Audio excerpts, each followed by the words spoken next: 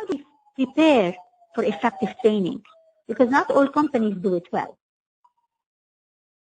Of course, we said the training take on different stages: informal, formal, online, classroom, etc.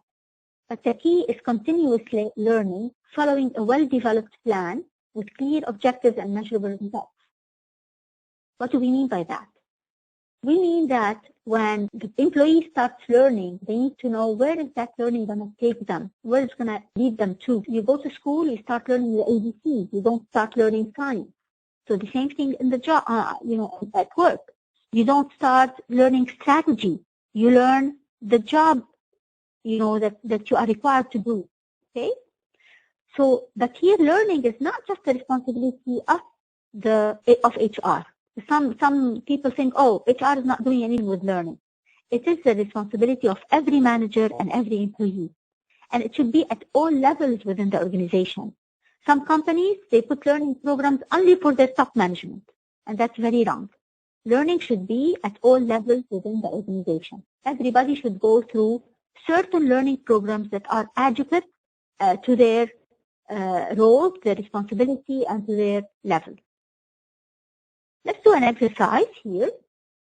What I need you to do is develop a training plan for a key competency within your organization. So let's say you take a communication as competency. You need to come up with a training plan for communication, to enhance communication. Because what organization does not need communication? So what I need you to do, follow these steps. Define the objectives of the training. Define the audience who's going to attend the training, because maybe that training is not for everybody, okay? Prepare or acquire the material, because you can either prepare the material in-house or you can buy the material from somewhere. Schedule the training, and then you conduct the training session or sessions if you have a large number of people. If you have a customer service department that you all needs to go to communication, you're not going to put them all in one training and shut down your customer service. You're going to take them in groups.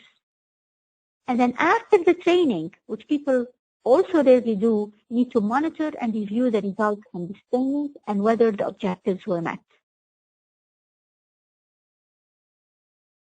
A case study by Berson by Deloitte shows the continuous learning model. Like I said, learning is continuous. We don't stop learning. We start when we first take on a job. We're still fresh out of college. We're still new to the job market and job industry. So here we learn using job aids. They give us a task at work, we do it, we learn. Okay? Then we start taking e-learning courses. So we go online, we find courses, we take on courses, we learn more, etc., tutorials, all of that. And then in the company, we should have coaching and mentoring, because here the manager or a coach or a mentor or HR or whoever is assigned to that task needs to also nurture the employee through learning. Okay? And of course,